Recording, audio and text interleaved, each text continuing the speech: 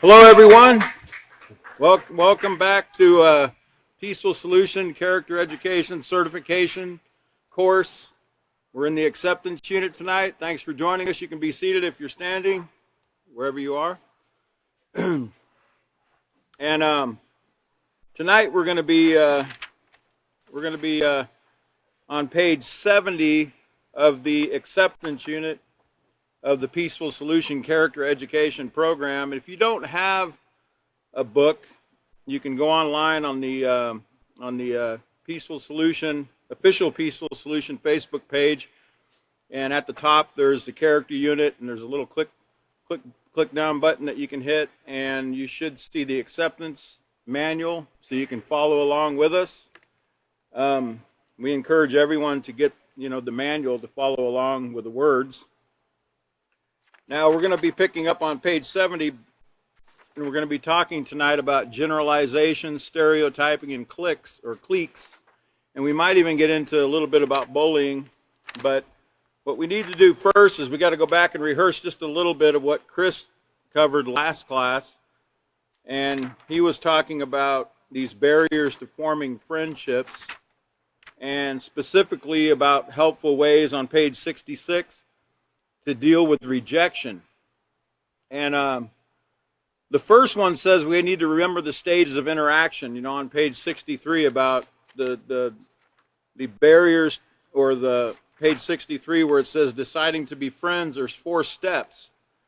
And you remember there was the observation stage, the introductory stage, the getting to know you stage, and the deciding stage, deciding whether or not you want that person to be your friend or not, whether you want to hang out with that person or not. There's those 4 steps. Now, how long do those take?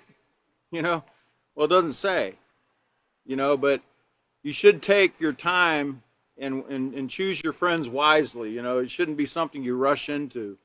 Just because you like their personality and they have they might be funny, or they might be fun to be with, or they might have the same similar interests that you do. You should always be careful. I know we move pretty fast, pretty swiftly if we have it in our mind already that we want to be friends with a certain person, but we really need to get these things down in our mind and apply them with anybody we meet, on a daily basis. Because we need, like David Knighton mentioned, about, we need to have all the friends we can. We need to try to make as many friends as we can with as many people as we can, but we also got to be smart about it, okay? So let's turn over to page, 66. Remember the stages of interaction that I just went over. And there's those stages that lead up to friendship. And then number 2, it talked about, remember there's other fish in the sea. There's 8 billion people in the world. I know that's an old cliche, and it doesn't seem to really help much when somebody tells that to you when you want to be friends with someone and they reject you. But it really is true. It's like, how many times have you thought in your life, wow, if that person wasn't in my life, if that person just wasn't in my life, I would probably die without that person. And here you are, 10, 20, 30, 40, 50 years later, right? And then number 3 says to continue to value your positive moral characteristics.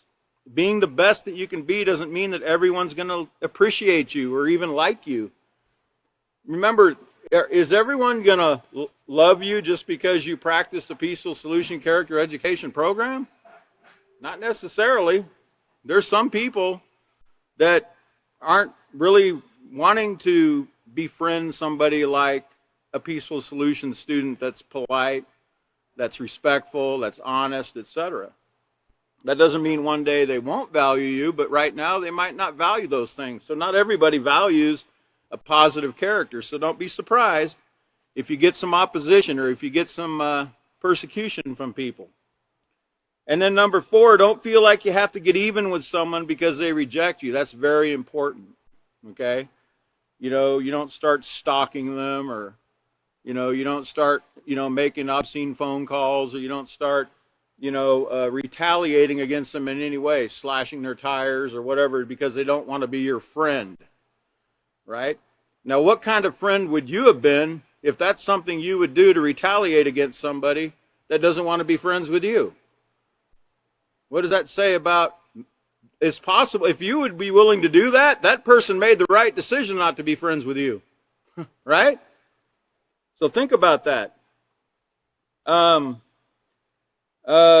at the bottom it says you can be just the greatest friend to yourself as you are to someone else, and that's important. We need to be friends with ourselves, because you really can't appreciate, value, love, respect others before you respect yourself. So we need to be friends with ourselves as well.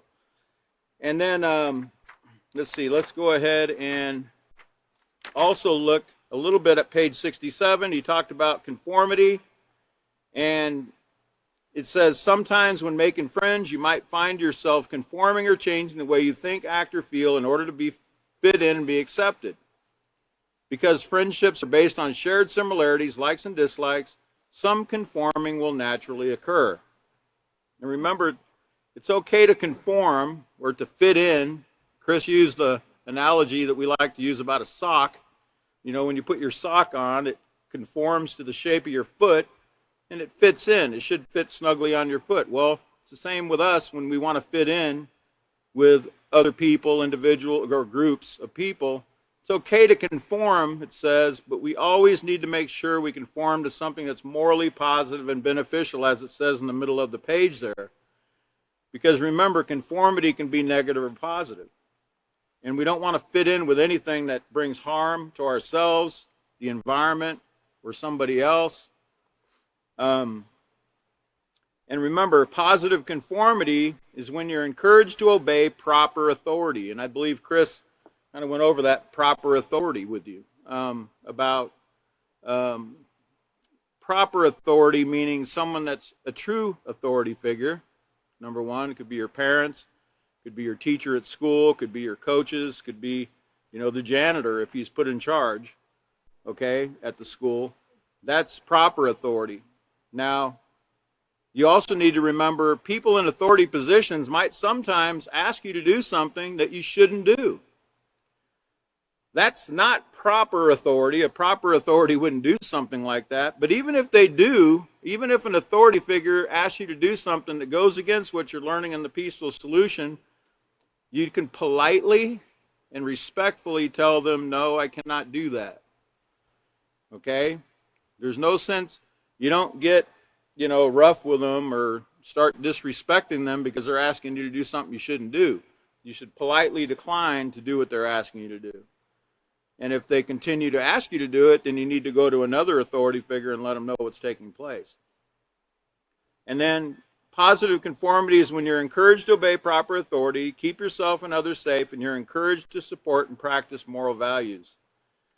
I had a slide. I don't know if it's going to work. Can you show that first slide? Because I want to see if it kind of gives an idea of conformity. I don't know if that's going to work. Can you click on it and see if it... That guy's supposed to paint himself green. To fit in with those other two green people next to him. I guess it doesn't work on the... I guess it won't work. But in a perfect world, he has a paintbrush in his hand and he starts painting himself green so he can fit in with everybody else. That's what conformity is. It just means to fit in. Sad to say my prop didn't work, so we'll just move on here.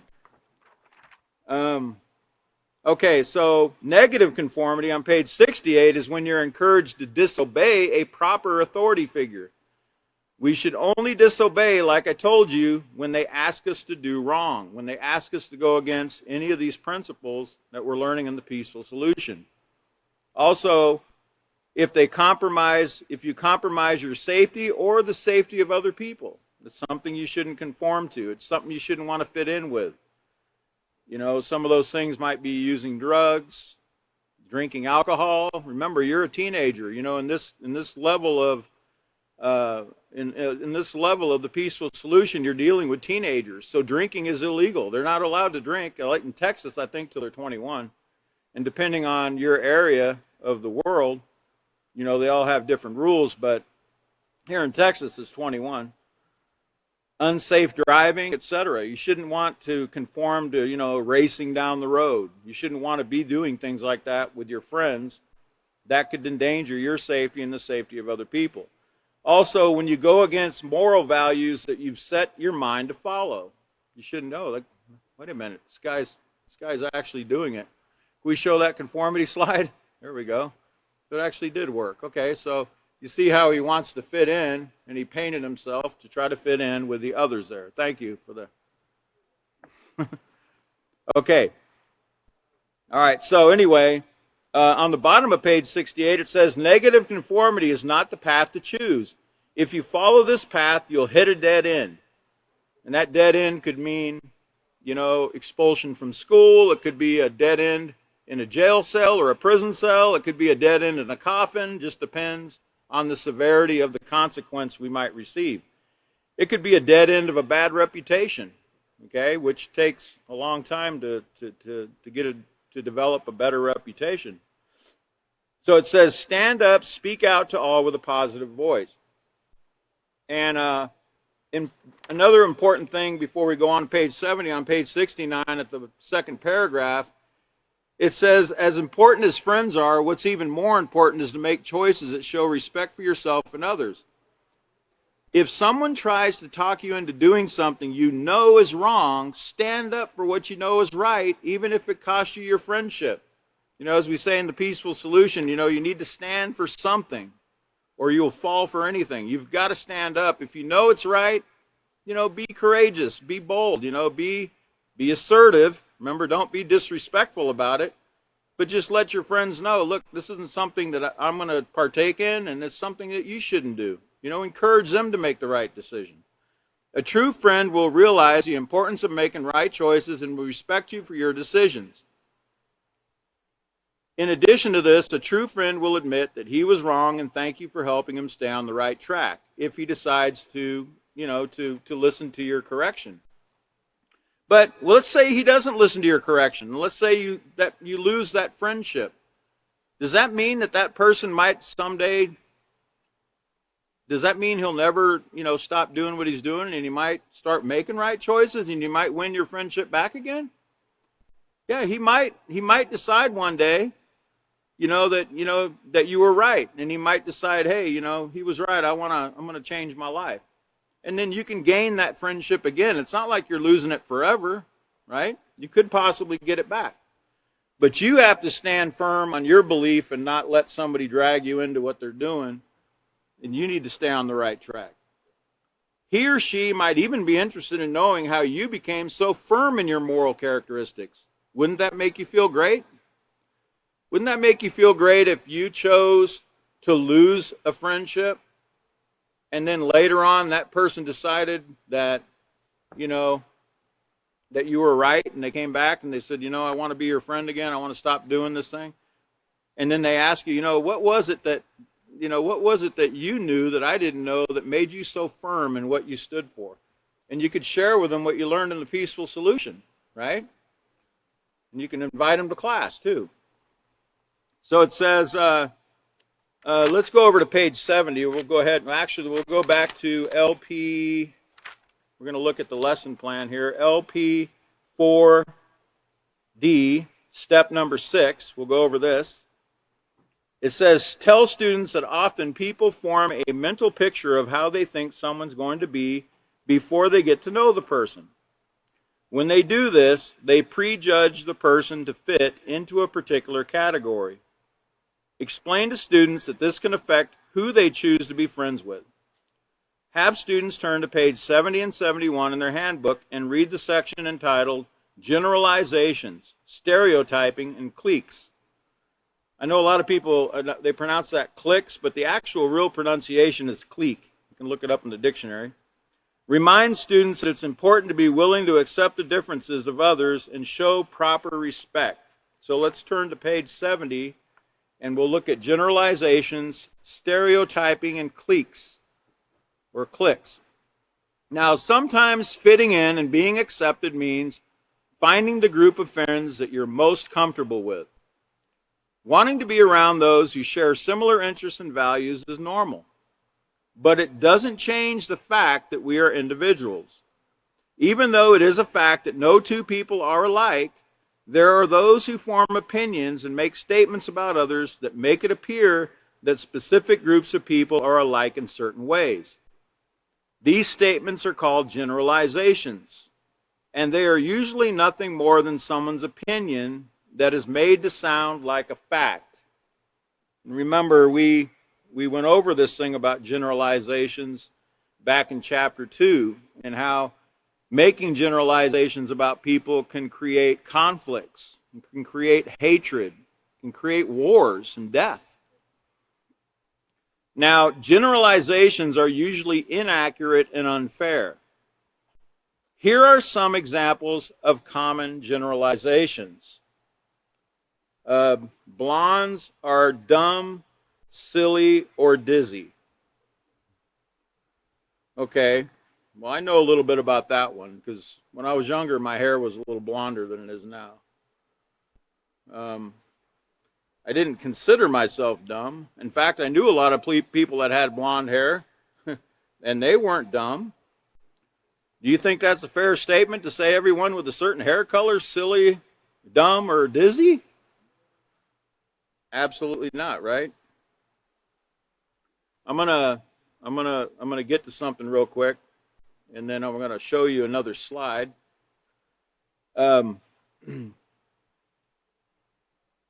Okay. Let's go ahead and look at this next slide that I had here. Oh, stereotyping. First, let's look at stereotyping, because we need to understand a little bit more about stereotyping. You see that the man there, he's got a metal plate underneath that paperish type stuff. It's not really paper, but it's a metal plate, and it has letters and characters. Okay, and it's a print plate. Okay, and you know, when you print off that plate, everything's in reverse. But when you print it, then it'll come out normal, like you see on your page here. That word stereotype, it means to cast a stereotype plate. It means to fix firmly or unchangeably. And since 1953, it's been known as to assign preconceived and oversimplified notions of characteristics typical of a person or group. So it's kind of like when you have a plate that has, like, for instance, that might be a plate for a newspaper that they're going to print. And it has all these characters and letters and numbers and things. And once they print it, it's set. Okay, it's a set thing where once they print it, it comes out on that newspaper with a certain print. Well, sometimes we do the same thing in our mind. We have a set idea about how people are, about certain groups of people. Okay, and we have like, for instance, it shows here that blondes are dumb, silly, or dizzy. Okay, that's set in some people's mind because it was put there by a certain person or a certain group of people. So they have it in their mind that certain people have these certain characteristics. But is that true? You know, generalizing that with everybody. Let's go to the next slide, because we're going to find out where this blondes are dumb, silly, or dizzy originated. Okay? This woman here, her name is Catherine Rosalie Girard Duthay. She's French. I don't know if I'm pronouncing that right. She was a celebrated French courtesan. Now, a courtesan is basically a very high-paid prostitute. She was a companion of French kings and European nobility, and she has been called the first officially recorded dumb blonde. Now, but why did they call her a dumb blonde? The word dumb did not mean what you think it means now. Because when we think of the word dumb, we think stupid. Okay, that's not even the meaning of the word. So we're not even using the word correctly. The word dumb actually means you can't speak. Okay? It means that you were mute, that you couldn't speak. It says right here, the root of this notion can be traced to Europe, with the dumb blonde in question being a French courtesan named Rosalie Duthe, satirized in a 1775 play. I don't even know if I want to try this. Les Curiosités de la Foire, for her habit of pausing for a long time before speaking, appearing not only stupid, but literally dumb. in the sense of mute. So like when she would, they made a play about this woman. And in that play, they showed that whenever she spoke, she would literally, she would pause for a very long time before she spoke, as if she was dumb or mute, as she couldn't speak. And that's where the title Dumb Blonde came from. Had nothing to do with brains, had nothing to do with IQ, zero. Now, it's important for you to know so you can teach your students where these things are coming from, so you can see how over time these things kind of evolved into something they didn't even mean, okay? In fact, let's go to the next slide. This is from Science Daily. It says the dumb blonde stereotype is simply wrong. And it shows that a study of 10,878 Americans found that white women who said their natural hair color was blonde had an average IQ score within 3 points of brunettes and those with red or black hair. The resulting findings showed that blonde-haired white women had an average IQ of 103.2 compared to 102.7 for those with brown hair and 101.2 for those with red hair and 100.5 for those with black hair. It says, while jokes about blondes might seem harmless to some, it can have real-world implications, says Jay Zagorski, author of the study and a research scientist at The Ohio State University. Research shows, he says, that stereotypes often have an impact on hiring, promotions, and other social experiences. So, when you hear about blondes being silly, dumb, or dizzy, it sticks in your brain. Where did this all come in? It mainly came in through the television back in the 30s, 40s, 50s, where they cast blonde-haired women. They seemed to be kind of silly, kind of dizzy. They called them dizzy blondes. They cast them that way, but the women that actually played this dizzy role were actually very intelligent women. Okay, when it came to business and business savvy and stuff, they were pretty intelligent. They weren't dumb at all. But the word dumb blonde that was used back in the 1700s actually evolved into something that didn't even actually mean. And that's where it came from, just so you'll know. Now, the second one on page 70, the second generalization that's inaccurate and unfair is that athletes are dumb jocks. Okay? Now, I don't want to tell you where the word jock came from. You can look it up yourself in the dictionary. This is a family-friendly class. But all jocks are not dumb. In fact, can you show the next slide? I want to give you some facts here about jocks. It says, now jocks, remember, are athletes, okay? It says, this is from the NCAA. They actually had to make a PSA, a public service announcement, about how all jocks are not dumb, because it was a very prevailing attitude among people that jocks were really dumb. They were allowed to cheat, the teachers were giving them high scores so they could stay on the football team or the baseball team or whatever. They were just passing them so the school could win games, etc. But they put out a PSA, the NCAA, and they said that Division I student athletes have higher SAT and ACT scores than other college-bound students. They also said the number of student athletes receiving diplomas is at an all-time high. They said that African American males who are student athletes are 10% more likely to graduate. And they also said that there's over 400,000 NCAA student athletes, and just about all of them will be going pro in something other than sports. In other words, in college or even in high school, they play sports, but the majority of them do not join professional sports. The majority of them go into business. They become attorneys, or they go into some other profession. They don't even keep the job of being an athlete. So, the old saying that jocks only think about sports. That's all they think about. Well, that's not necessarily true. Okay, A lot of them actually are very business minded, and they have other goals besides playing games. Because you think about it, even in professional sports, I know in professional football, a lot of the football players, they only last, 15 years or so before their body's so badly beaten up that they can't take anymore. So they have to find something else to do where they can make money. And a lot of them go into car dealerships, things like that. They open up businesses in the city where they played, and they actually do pretty well in business. So that's just simply not true about athletes or dumb jocks. As a matter of fact, I got absolute proof that athletes are not dumb jocks. In fact, they can be very smart jocks. Let's go to the next slide. Here's a jock that I went to school with. And remember, not all jocks are men either, right? Some jocks are women. Here's a jock that played basketball at Wasilla High School back in the early 80s where I went to school. She was about 1 year behind me. She looks pretty pleased here to get this. She actually won her school the championship.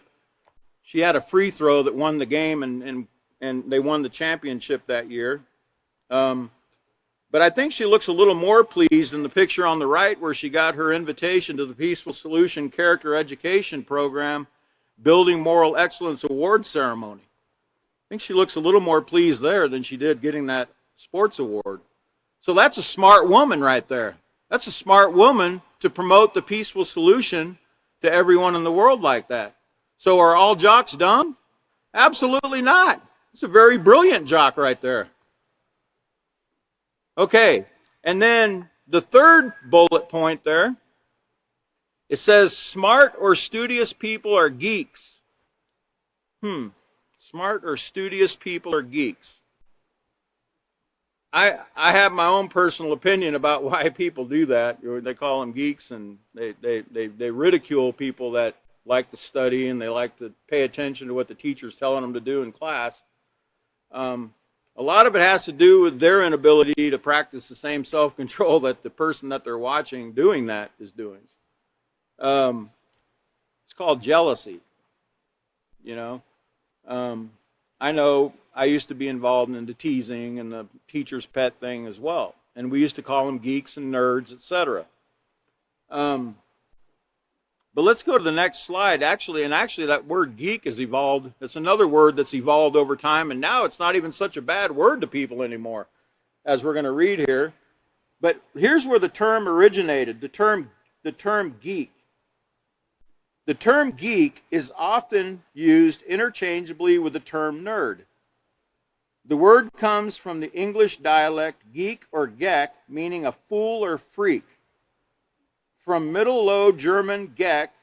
Now geck is a standard term in modern German, and it means a fool or fop. Basically a fool, okay? So when you call someone a geek, the original meaning of that word, it meant you're calling them a fool. Okay? A fool means somebody that's uneducated, basically morally uneducated, or uneducated in any the academics, etc. But notice now, you see that word, when you drive by Best Buy and these, you see the Geek Squad, right? And they don't mind you calling them geeks now. As a matter of fact, they take it as a compliment in a lot of places. So we can see here it says the word geek is a slang term originally used to describe eccentric, meaning strange, or non-mainstream people. In current use, the word typically connotes an expert or enthusiast obsessed with a hobby or intellectual pursuit. In the past, it had a generally pejorative meaning of a peculiar person, especially one who is perceived to be overly intellectual, unfashionable, boring, or socially awkward. In the 21st century, it was reclaimed and used by many people, especially members of some fandom, as a positive term. So, now, they, like, let's say you like working on computers, they'll call you a computer geek, because you spend a lot of time working on computers, or that's your expertise. But that's not the only people they call geeks. You know, if you're a plumber, they might call you a plumbing geek, or if you're a carpenter, they might call you a carpentry geek. You know, because it's something that you spend your time doing and that you're very apt at doing. Now, so over time now, but remember what the original meaning is. Remember what the original meaning is. It means a fool. So is it something that we should be using? What do you think? You have to determine based on the original use of the word. Because if it's the original use of the word meant a fool, these people that are very smart and they can fix computers or they can fix telephones or they can fix whatever, they're not fools. They're not fools, right? So think of it this way. Just because they're saying it's okay, just because the society says something's acceptable, does that make it acceptable? No, it doesn't. Just because society says it's okay doesn't necessarily mean it's the moral thing for you to do. So you need to think about that before you use that word with somebody. So on page 70, I'm going to pick up here, it says, needless to say, those statements that we just went over are all untrue. They are also cruel and are meant to hurt and devalue. So remember that word geek or dumb blonde or dumb jocks is meant to devalue somebody. In addition to this, generalizations can lead to labeling and stereotyping. A label is a word or phrase that is used in place of the name of a person or thing. Jocks, geeks, nerds, and thugs are examples of labels that are frequently used to describe people who look or act in a certain way. Now, you've heard the word thug, right? You know, they made it pretty popular, I think, in the 90s. You know, these rappers, some of these rappers, I think they call themselves Thug Life, Bone, Thugs and Harmony, and some other groups that use that word thug. Don't really know that they ever looked up the etymology to see where that came from, but don't worry, the Peaceful Solution did. So we'll educate you on where that word came from, so you'll be one step ahead of everyone else, which you need to be, so you can teach others.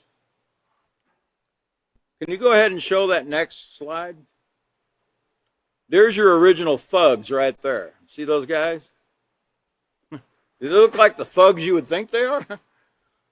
These are thugs, okay? Now, this is from Wikipedia. It says thugs is a former Indian religious sect of murderers and robbers.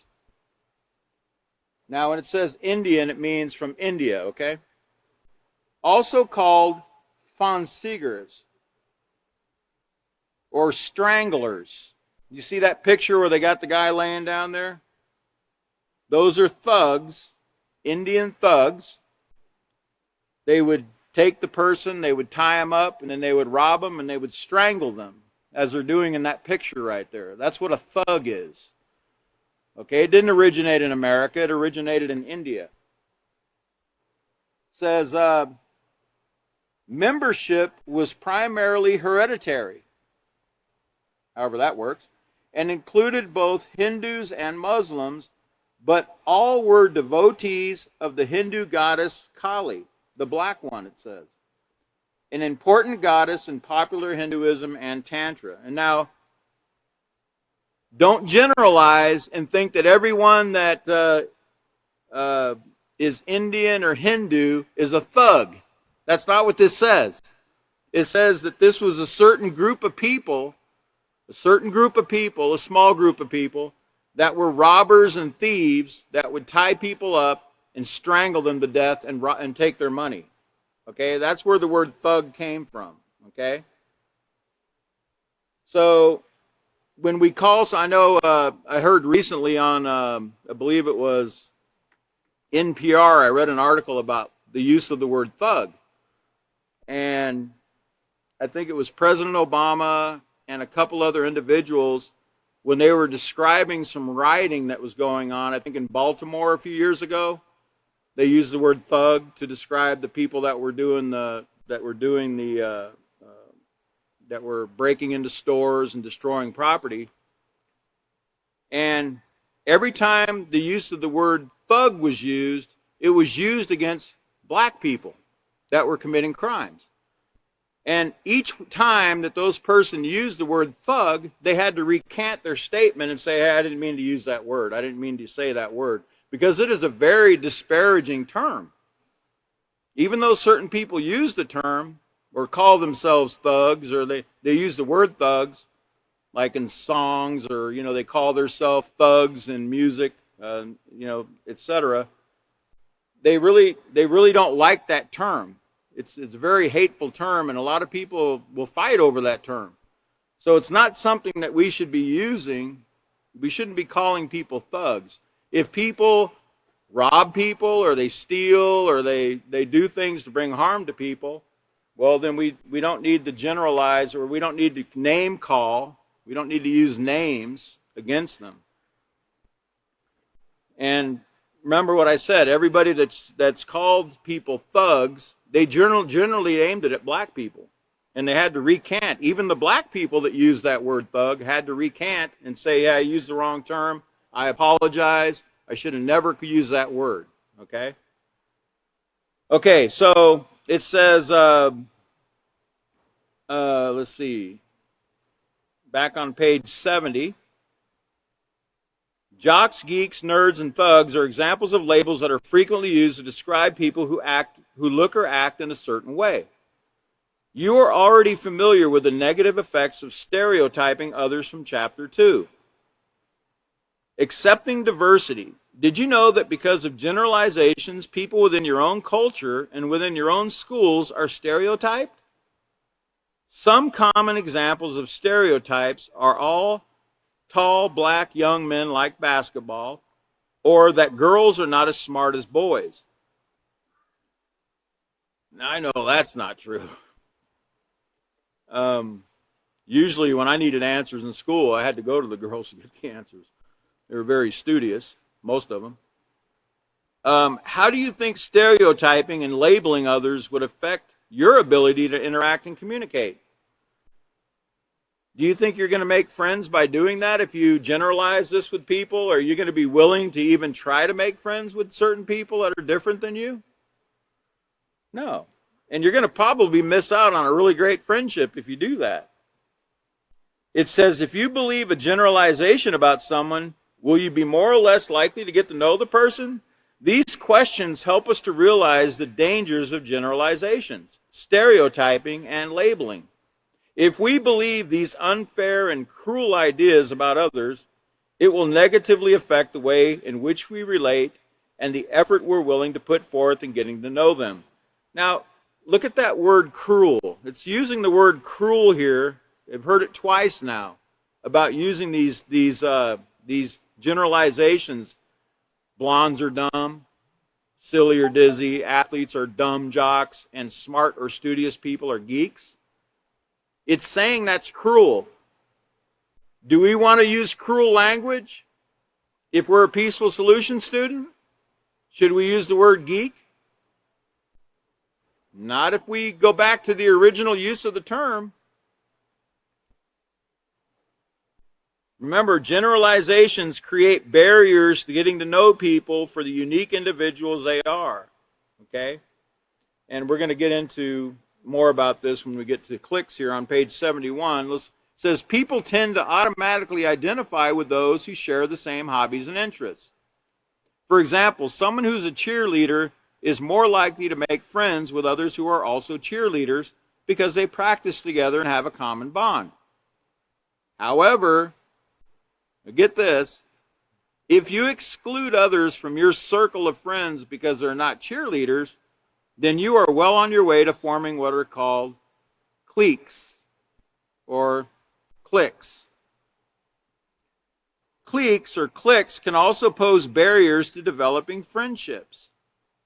They can be exclusive and unaccepting of those who are different or do not fit a particular mold. Cliques encourage conformity because you must be willing to change your way of thinking and behaving in order to fit in and be accepted by other members of the clique or the clique. Can we have the next slide, please? Now, this is from dictionary.com, I believe. It's the word clique, or you can see it's got the long E there, K-L, long E-K, clique, or commonly known as clique, is a small group of people with shared interests or other features in common, who spend time together and do not readily allow others to join them. So they're kind of like an exclusive club. Some of the synonyms of that word clique or clique is like a circle, an inner circle, an in crowd, a group, a pack, a band, a ring, a mob, a crew, a club, a cabal, a fraternity, a society, a sorority, a cartel, a cell. Those are some of the synonyms or other words that you can use in place of that word clique or clique. Now, in schools today, you know, as we're going to read in this next, I'm going to go ahead and read this. Go ahead and read this School Cliques, Are You In or Out?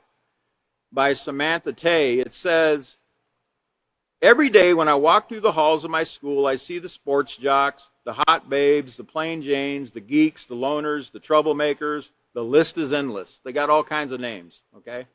Why is it like that?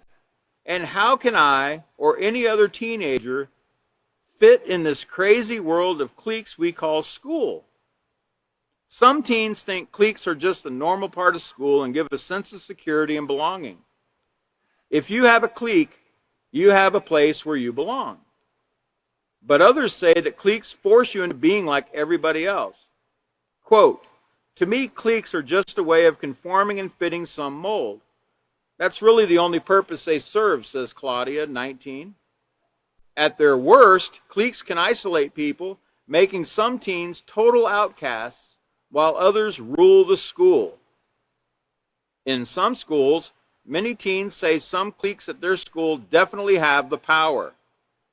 Quote, I don't like to admit this, but and I don't know how to pronounce this, I'm sorry, I looked it up in the dictionary, I looked it up in the encyclopedias, and I could not find a meaning of this. If anybody here knows, please share it with me after class, but PSCEP, I guess, is that how you pronounce it?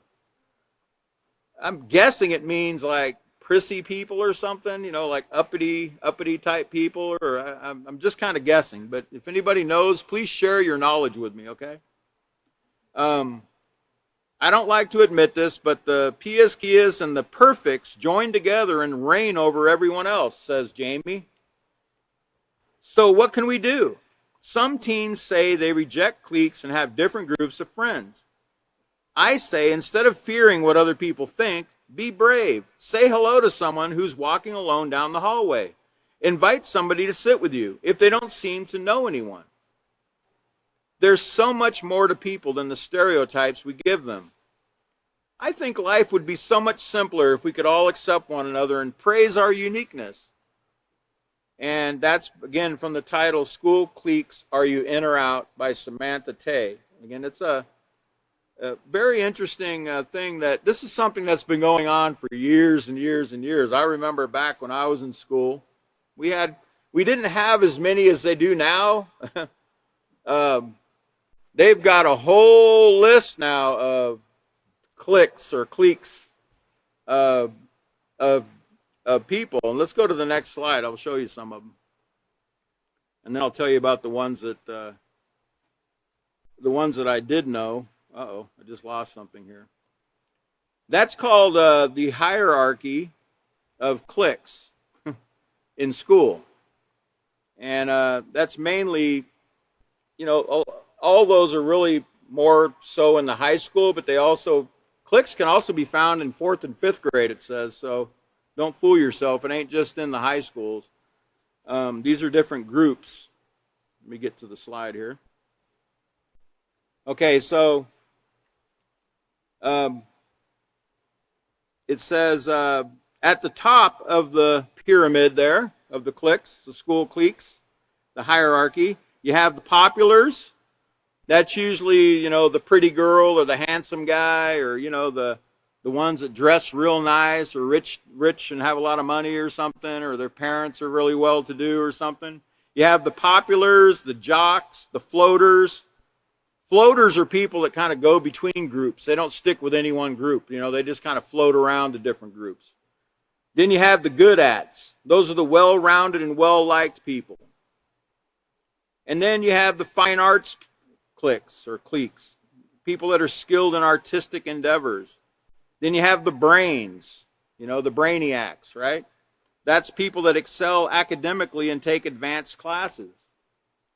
Then you have what's called the normals. Those are people that are basically invisible. You don't really, they're just got to go to school and they mind their own business and they don't really join any kind of groups. Then you have the druggies and the stoners, okay? And by the way, the druggies and the stoners are very much liked by the top hierarchy. They kind of fit in both, the middle and the top, because they're the ones that provide the people at the top, the populars that like to have parties, they provide them the drugs. So they're all friends too, usually. They don't necessarily hang out together, but they like each other because they have something they can give each other. Other than that, they don't even really hang out together. I'm telling you from experience, okay? When I was in school, I didn't hang out with Sarah Palin. Okay? Sarah Palin was playing basketball. I was involved in some other things. We were on a totally different path, okay? Let's just say that. But I did get to know all the jocks at the end of my high school, in my last year of high school, and I was actually very sorry that I didn't get to know them better in my earlier years. I actually realized I missed out on a lot of really decent people because I fit into this certain category of the druggies and the stoners, okay? And that's what they called us. That's what we proudly called ourselves these names. Okay? And remember, I was in high school in 1979 and 1981, okay? So this was quite a long time ago. Don't think I'm using them now, okay? This was in another lifetime, okay? We all have a past in the Peaceful Solution Character Education Program. We're all people. We all came from places, okay? And we can use our past to encourage others not to take that same road, okay? And we should. We should let people know that, look, been there, done that, you don't want to touch that, I know personally the harm that it brings because I had to suffer through the things that people in these groups suffer from. Then at the bottom of the pyramid, you have what's called the emos and the goths. That word emo, it actually kind of means emotional. And the kind of music that they listen to is, really kind of dark, emotional type music, and that's where they got that name from. The goths, it's different than emos. Goth or gothic, they like to wear dark colors, etc. Then you have what's called the anime manga, which they love. These are the ones that love the Japanese video games and the graphic novels. I don't know if you've seen some of those Japanese type video games and they have the pictures, they have the real sharp haircuts and things like that. But they're animated video games and cartoons. And then you have what's called the loners. Those are ones that keep to themselves and they have low self-esteem, the loners. They're probably call them loners because no one's willing to, do what it's Peaceful Solutions telling you right here and approach that person that's a loner and get to know that person. They wouldn't be a loner if you would approach them and you would say, hey, my name is so-and-so and, introduce yourself to them, right? I don't know if you remember being in school and how many of you were transferred from one school to another, like when you were growing up, like you were in a, elementary school or middle school or high school and you had your parents move from one part of the city to another part of the city, or you moved from one state to another. Have you ever been in that position where you were a new person at school? How did you feel? Man, I can tell you, I've experienced that a few times. Man, you feel like so alone, man. You feel so bad because you don't know anybody. And it's like nobody wants to talk to you. Nobody wants to talk to you. They all just look at you like you're from Pluto, or or you got some kind of leprosy, or it's like everyone avoids you, And you're just hoping that somebody will say something, because you feel so alone, right? And you're in a strange place and you don't know anybody, and you feel very sad, because you had to move from where you were at, and you're in a place you really don't even really want to be necessarily. And then that one person, finally, somebody breaks the ice. Somebody comes to you. And they say, "Hi, where are you from?" Or, "Hi, my name is so-and-so. How are you doing today? Where are you from?" And you're just like, it's like a load of bricks is taken off of you, because somebody finally said something to you. And it makes you feel so much better that somebody actually cared enough to ask you who you were, where you're from, and try to get to know you. Because once the one person does it, guess what? It's kind of like a snowball effect. Everybody else will start following along. But we need to be the one to break the ice and the peaceful solution. We need to be the one to make that person feel wanted, valued, appreciated. Because remember, everybody has value, right? Even the people we don't know.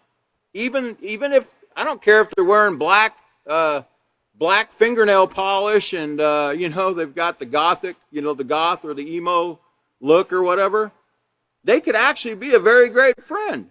They just have a personality where they like black fingernail polish or green fingernail polish, or right? Or they like a certain type of music, or they like a certain type of dress. But you might be missing out on a very great friend if you don't get to know that person. And we need to remember to treat strangers with kindness, in the peaceful solution. Because remember, we know what it felt like to be a stranger at one time in our life. Okay? Just remember that when you're dealing with somebody that just moved into a certain place or a new area, or the new person, remember how they're feeling, because you felt the same way. And treat them accordingly. Treat them the way that you would want someone to have treated you. In that, be the first one to do it. Don't be the last one to do it. We're the peaceful solution. We need to have that care and concern for other people.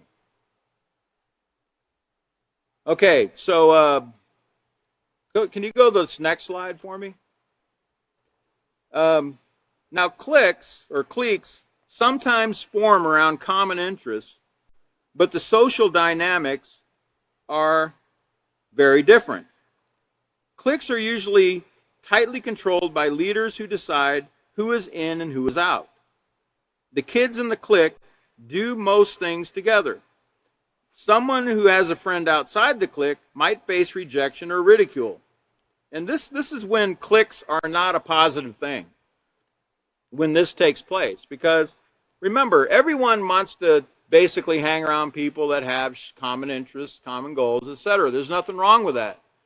But should we be an exclusive club where no one else, we can't talk to anyone else because, hey, they're not a cheerleader like us. You can't talk to them. And if you have any friends that aren't, that are a certain group of people, like those group over there or from that group over there, you can't be in our club. Should we be like that? Absolutely not. So it's showing you here that this is the negative side of these cliques. Now it says the kids in the clique do most things together. Someone who has a friend outside the clique might face rejection or ridicule. Members of the clique usually follow the leader's rules, whether it's wearing particular clothes or doing particular activities. Cliques usually involve lots of rules, implied or clearly stated, and intense pressure to follow them. And let's look at the next slide. And this is when these cliques or cliques can really cause problems. It says when kids behave in a way they feel conflicted about or know is wrong in order to please the leader and stay in the group. So in other words, if we're being encouraged to do something wrong or behave in a way that conflicts with the Peaceful Solution Character Education Program in order to be part of a group, we shouldn't want any part of that. Okay, is what it's telling us. Cliques cause problems when a group becomes an antisocial clique or a gang that has unhealthy rules such as weight loss or bullying others based on looks, disabilities, race, or ethnicity. Okay? We shouldn't, be excluding people because of their culture, their skin color, etc. Or if a child is rejected by a group and feels ostracized and alone.